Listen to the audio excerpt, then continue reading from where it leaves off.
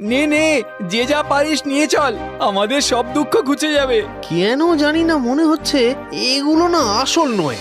সবাই যে যার মতো হুড়মুড়িয়ে সোনাদানা কুড়োতে থাকলেও বিপুলের মনে কিন্তু সন্দেহ তৈরি হয়। সে ক্রমশ এগিয়ে যায়, একতলা থেকে দোতলা ও শেষ তলায় উঠে দেখে এগুলো এগুলো আসল, তার মানে এইগুলো নিতে হবে, কিন্তু অল্প, যতটুকু আমি বইতে পারবো ততটুকুই। ফিরে যাও, যে যেখানে আছো ফিরে যাও।